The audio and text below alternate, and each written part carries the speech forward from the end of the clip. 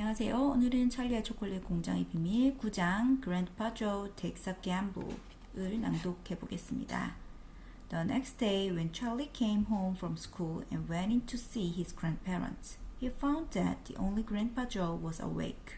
The other three were all snoring loudly. Shh, whispered Grandpa Joe, and he beckoned Charlie to come closer. Charlie tiptoed over and stood beside the bed.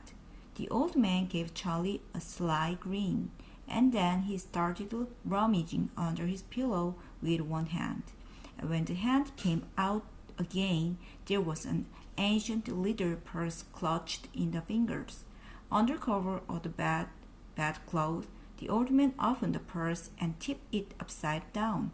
One fell a single silver 10-cent piece. "It's my secret hoard," he whispered. "The others don't know I've got it. And now you and I are going to have one more flying at finding that last ticket. How about it, huh? But you'll have to help me." "Are you sure you want to spend your money on that, Grandpa?" Charlie whispered. "Of course I'm sure," spluttered the old man excitedly. "Don't stand there arguing. I'm just as crazy as you are to find that ticket. Here, take the money and run down the street to the nearest store and buy the first Wonka candy bar you see and bring it straight back to me, and we'll open it together." Charlie took the little silver coin and slipped quickly out of the room. In 5 minutes, he was back. "Have you got it?" whispered Grandpa Joe, his eyes shining with excitement. Charlie nodded and held out the bar of candy. "Wonka's Nutty Crunchy Surprise," it said on the wrapper. "Good," the old man whispered, sitting up in the bed and rubbing his hand. "Now come over here and sit close to me and we'll open it together. Are you ready?" "Yes," Charlie said, "I'm ready." "All right, you tear off the first bit." "No," Charlie said, "you pay for it, you do it all." The old man's fingers were trembled most terribly as they fumbled with the candy bar. "We don't have a hope, really," he whispered, giggling a bit. You do know we don't have a hope, do you? Don't you?"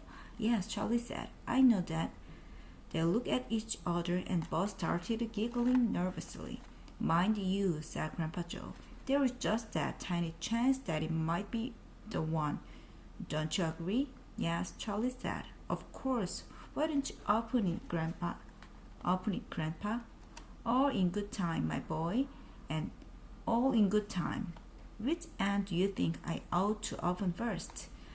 "That corner, the one furthest from you. Just tear off a tiny bit, but not quite enough for us to see anything." "Like that?" said the old man. "Yes.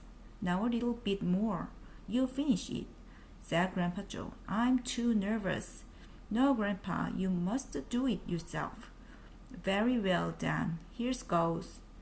He tore off the wrapper. The boys stared at what lay underneath. It was a bar of candy, nothing more. All at once, they both saw the funny side of the whole thing, and they burst into peals of laughter. "What the heck's going on?" cried Grandma Josephine, waking up suddenly. "Nothing," said Grandpa Joe. "You go on back to sleep." 네, 들어주셔서 감사합니다.